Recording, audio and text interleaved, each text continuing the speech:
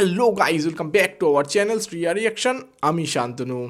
তো বিটিকবাজের video drop করে দেওয়া হয়েছে অনেকক্ষণ আগেই, তো আমি ভাবলাম চলো দেখে আসা যাক, কারণ বিটিকবাজের ভিডিও এর আগে যতগুলো আমরা দেখেছি বেশ হাসিয়েছে কিন্তু বিটিকবাজ। তাদের ভিডিওগুলো বেশ বেশ ফানি হয় এবং তাদের ফানি ভিডিওর যে ক্লিপগুলো, সেই ক্লিপগুলোর বিশ্লেষণ যেটা করে খুব ফানি ওয়েতে করে, যেটা আমার বেশ ভালো লাগে। তো এই যে ভিডিওটা এসছে তার টাইটেল হচ্ছে রুমিন ফারহানা নেত্রী দ্য লিডার। আচ্ছা, রুমিন ফারহানার আগে আমি ছোটোখাটো ক্লিপ দেখেছি, কারণ আমার ইউটিউবে স্ক্রোল করলে চলে আসে দুটো একটা, হাসি নাকি খুব সুন্দর ওনার। আমি জানি না, আমি দেখিনি খুব একটা ওনার। তো চলো দেখা যাক এখানে বিটিকবাজ কি বলতে চাইছে এবং কিভাবে এগুলো বিশ্লেষণ করছে। চলো শুরু করা যাক, লেটস স্টার্ট। একটা ভোট চাই। আপনারা আমার সঙ্গে আছেন?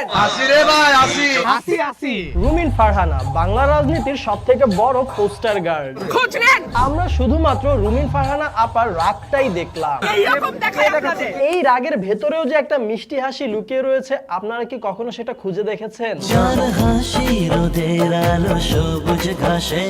রাগ আর হাসির আড়ালে কিছু নীরব কষ্টও আছে ওনার।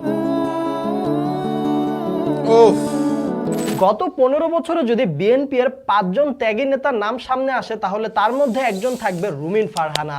I served the party for last 17 years. Sheikh Hasina সরকার থাকার আমলেই তিনি টিভিতে লাইভ টক শোতে আওয়ামী লীগকে জাস্ট ধুয়ে দিতেন। ক্ষমতা থেকে নামেন, বাড়ির মুখ দেখবেন না কত বছর দেখেন। ভাই, কাউরে পরোয়া করতেন না উনি। আওয়ামী লীগের চোর বিএনপির মিটিংও বাদ দেয় না। আপনাদের লজ্জা আছে কোথাও?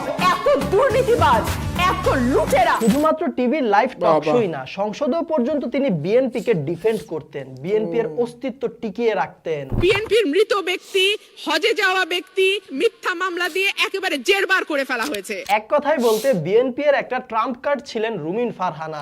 বিএনপি ছেড়ে আমি অন্য কোনো দলে যাব না, কোনো প্রশ্নই ওঠে না। তবে 5 আগস্টের পরে বেশ কিছু কারণে সমালোচিত হন তিনি। প্রথমেই সমালোচিত হন হাসনাত আব্দুল্লাহর সাথে দ্বন্দ্বে জড়িয়ে। আজকে আমি একটা ডাকাতের মতন চেহারার ছেলেকে দেখলাম একই ভাষায় কথা বলতে। তারপর আবার সমালোচিত হন 32 নাম্বারটা ভাঙা বিভৎস রকম একটা মববাজি। মোট কথায় বিএনপি এর কিছু দুষ্টু কর্মীর দুষ্টু কাজগুলোকে ডিফেন্ড করতে যে মাঝখানে সমালোচিত হয়ে যেতেন রুমিন ফারহানা। বাংলাদেশে সূর্য ওঠে সেটাও বিএনপির জন্য, সূর্য অস্ত যায় সেটাও বিএনপির জন্য। আলোচিত কিংবা সমালোচিত বলেন বা ত্যাগী বলেন বা অনুগত বলেন, মোট কথায় অল ইন ওয়ান একটি কম্বো প্যাকেজ ছিল রুমিন ফারহানা।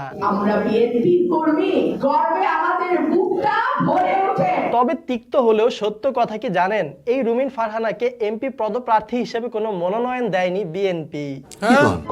তখন তোমার কেউ ছিল না, তখন ছিলাম আমি। এখন তোমার সব হয়েছে। এটাই বাস্তব ভাই। সত্যি। ভালো মানুষের সাথে সবসময় এটাই হয়। ধান লাগাইলাম, ফসল কাটার সময় যদি মরুভূমি আসে কেমনটা লাগে? খুবই খারাপ লাগে। খুবই তবে খারাপ আরো লাগে। খারাপ লাগার মতো বিষয় হচ্ছে, এখন রুমিন ফারহানার মতে বিএনপি তাকে প্রতিপক্ষ হিসেবে মনে করছে। যেই বিএনপির নেতা কর্মীদের জন্য গত 15 বছর লড়াই করলাম, তারা আমাকে এখন ধাক্কা দেয়। আরে এরা কারা?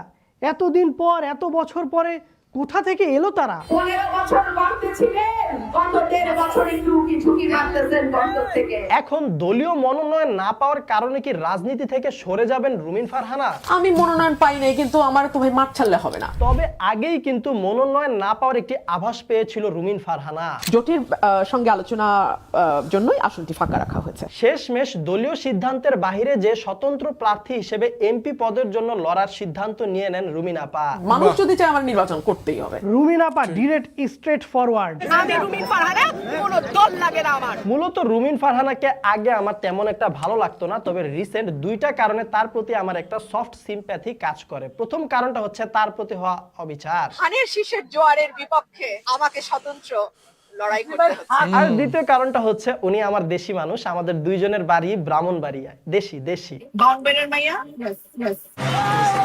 ব্রাহ্মণবাড়িয়া থেকে আগুন ভাই ব্রাদার কারা কারা আছেন কমেন্ট বক্সে জানান আপনার এলাকায় কে জিতবে। হু নোজ নির্বাচনে কি হবে। দল কোনো মার্কা না দিলেও সমস্যা নাই, নিজেই কিন্তু মার্কা বানিয়ে ফেলবে। মার্কা যাই হোক, নির্বাচন করব আমি। আপা, দল তো আপনারে বহিষ্কার করে দিল, আপনার দলই তো আপনার সাথে নাই, কেমনে কি করবেন? আমার সাথে সাধারণ মানুষ আছে, ভোটার আছে। আসলেই ভাই, রুমিন আপা কিন্তু ব্যাপক জনপ্রিয় তার এলাকায়।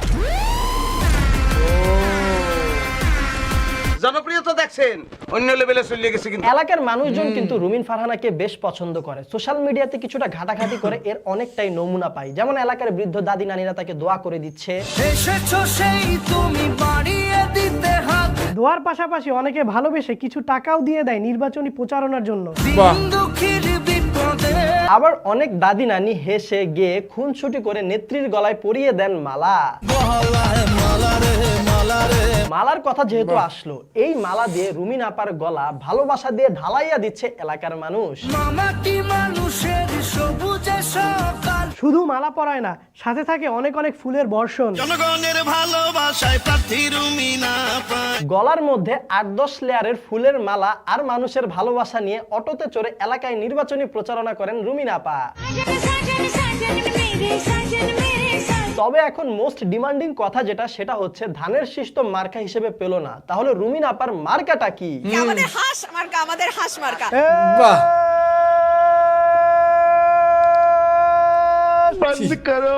সারা বাংলায় কোনো মার্কা আছে? আছে। কোন সে মার্কা? হাঁস মার্কা। আরে তোমার আমার হাঁস মার্কা। রুমিন আপা পম পম প্যাক প্যাক। পম পম। দুনিয়াতে এত এত মার্কা থাকতে হাঁস মার্কাটাই কেন নিল রুমিন আপা? পম পম। আমার ভোটারদের মার্কা, এটা আমার মার্কা না। শুধু এই না, হাঁসের সাথে আছে রুমিন ফারহানা আপার এক আবেগীয় সম্পর্ক। হাঁস আমি অসম্ভব ভালোবাসি। এই ভালোবাসা থেকে তিনি হাঁসের মাংসও খান না। আমি হাঁসের মাংস খাই না কখনো। হাঁস মার্কা নেওয়ার পর থেকে গ্রামবাসীরা দলে দলে এসে তাদের নিজেদের হাঁসগুলা উপহার দিচ্ছে রুমিন আপাকে। মানুষের কাছ থেকে এত এত হাঁস উপহার পেয়ে আবেগে আপ্লুত হয়ে যান তিনি। শুধু নরমাল হাঁস না, চমলক্ষ রাজা হাঁসও তিনি উপহার পান। বাহ, বেশ ভালো তো। কিন্তু একটা প্রশ্ন আছে, তাহলে হাঁস খানা তাহলে হাঁস নিয়ে কি করে উনি? চমলক্ষ হাঁস হাতে পেয়ে সুমা দিতে দিতে কাছে টেনে নেন তিনি। হাঁসের প্রতি তার এতটাই ভালোবাসা, এখন নিজের নির্বাচনী মার্কা হাঁস হয়ে যাওয়ায় প্রায়ই দেখা যায় হাঁস কোলে নিয়ে বসে থাকেন তিনি। আদর করার পাশাপাশি মাঝে মধ্যে এই হাঁসকে খাওয়ানোর দায়িত্বটাও নিয়ে নেন তিনি। বাহ, এত ভালোবাসা পেয়ে হাঁসরাও আপাকে কিছু ভালোবাসা ফেরত দেয়। এখন এই হাঁস কিন্তু শুধুমাত্র আসল হাঁস না, নকল হাঁসের মাধ্যমে বেলুনের হাঁস হিসেবেও সবসময় থাকে তার আশেপাশে। কখনো দেখা যায় উঠছে তার গাড়ির সাথে, রুমিন আপার হাঁস মার্কায় ভোট দিন। আবার কখনো বাধা থাকে তার হাতের সাথেই। রুমিন ফারহানা আপাকে দরকার ওই সংসদে। এখন এই হাঁস মার্কার হাঁস কি পারবে জনতার ভালোবাসা নিয়ে রুমিন ফারহানাকে এমপি বানিয়ে দিতে? আমার হাঁস আমার চাষ করা ধানই খাইবো। রুমিন ফারহানাকে মনোনয়ন না দেওয়ার কারণ কি হতে পারে বলে আপনি মনে করছেন? তারা কিন্তু চাইবে না আমি নির্বাচিত হই। এই জায়গায় এখন আরেকটা ডিমান্ডিং কোশ্চেন হচ্ছে যে রুমিন ফারহানার বদলে ওই আসনে তাহলে কাকে এমপি প্রার্থী হিসেবে মনোনয়ন দিয়েছে বিএনপি? আফসোস লাগে, এত বড় দল প্রার্থী খুঁজে পাইলো না। রোহিঙ্গা না সমঝো। উনি জনাব জোনায়েদ আল হাবিব না, উনি বিএনপি এর কোনো প্রার্থী না, তবে বিএনপির জোটে যে দল রয়েছে তার মধ্যে উনি একজন। উনি লড়বেন খেজুর গাছ মার্কায় রুমিন ফারহানার অপোজিশনে। আমাকে চিনেন না এমন একজন মানুষ হাতটা, কিন্তু আজকে আমাকে বলা হয়েছে রোহিঙ্গা ধরে নিয়ে আসছেন আপনাদের জেলা সভাপতি। দলীয় মনোনয়ন না পাওয়ায় বর্তমানে দেখা যায় প্রায়শই অন্যমনস্ক হয়ে কিছুটা দুঃখী হয়ে যান আমাদের রুমিন আপা। মাঝে মাঝে বেশি আবেগী হলে কান্নাও করেন।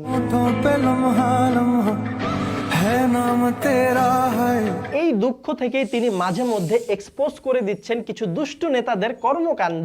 প্রাক্তন দলের অনেক ব্যবসায়ীর নাম বলতে পারি যারা শত শত কোটি টাকা লোন নিয়েছেন শেখ হাসিনার আমলে। যে রুমিন ফারহানা দলের দুষ্ট লোকদের দুষ্ট কার্যকলাপগুলোকে ডিফেন্ড করতো এক সময়, আজকে উনি নিজ থেকে দলের দুষ্ট লোকদের দুষ্ট কাজকর্ম এক্সপোজ করে দিচ্ছে। এমন পরিবর্তন চাই। বিএনপির নেতা কর্মীদেরকে মাঠ পর্যায়ে কন্ট্রোল করা যাচ্ছে না, চাঁদাবাজির সঙ্গে যুক্ত। চাঁদাবাজদের ঠিকানা এই বাংলায় হবে না। চাঁদাবাজি, বালুর ব্যবসা, দখলদারি এক্সপোজ করার পাশাপাশি নিজের প্রিয় দলকে সতর্কও করে যাচ্ছেন।